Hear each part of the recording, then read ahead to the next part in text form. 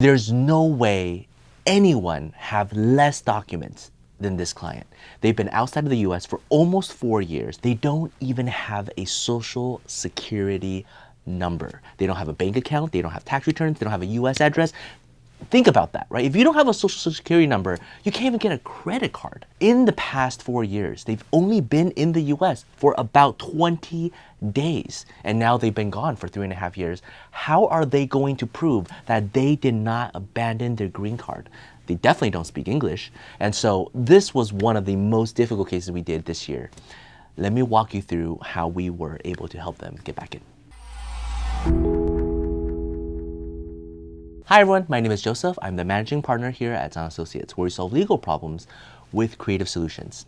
So the legal problem is that you need to show that the US is your home, that you never intended to abandon it. We previously made other videos, like over 143 ways to prove you did not abandon your green card. There's all these different documents and proof that you can give. Well, what if you don't have any of it? How do you prove that the US is your home? The reason that they were stuck abroad, sickness, sure, right? So even if you have a legitimate reason, COVID plus sickness plus the shutdown in China, you couldn't get back into the US. But they were in the EB-5 program, and so they're supposed to get biometrics fingerprinted. They've been extending that again and again. Now they're at the threat of their biometrics getting canceled, and so their green card getting denied. If their green card is denied, they have no US proof of homes, this would be such a crazy difficult case. So they knew that at this very moment this year, they had to come in.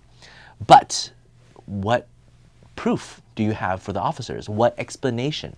I don't know if you've ever watched the movie or the musical Les Mis, right, by Victor Hugo. It's one of my favorite musicals of all time. When I first finished reading the book, the 1,500 pages version, I literally cried. It's such a beautiful story. And the character that I've used in this case is Fantine and Cosette. So Fantine is the person who's saying, I dreamed the dream. And Cosette is the little daughter, the innocent, beautiful daughter that is just thinking the world is so beautiful. Those were the two characters in our case, right? Because the mother is the one who got the green card as a dependent wife of the investor.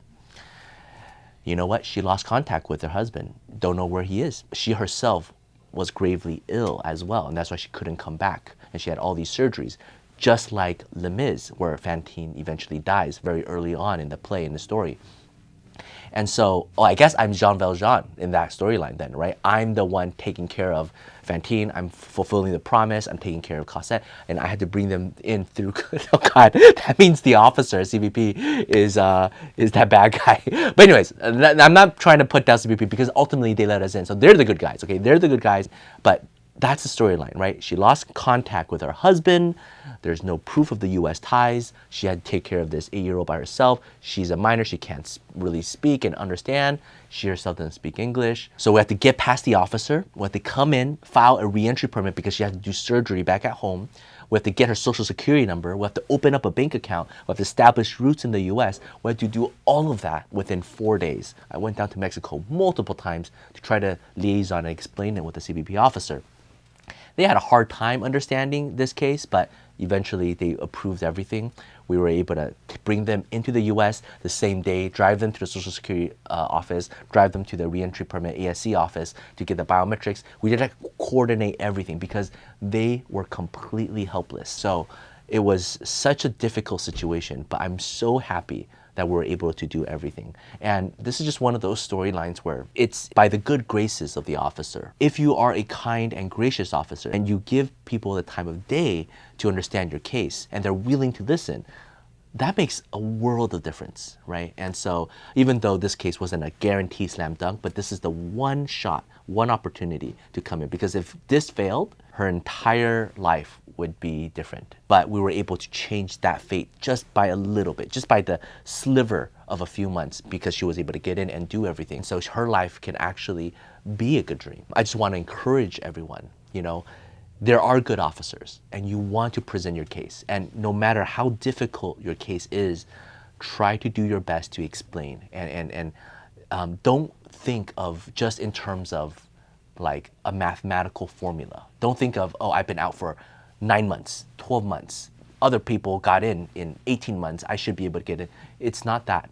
Because life is not a formula. Life is a story. So explain your story. If you have any questions, feel free to reach out. Take care. Bye-bye.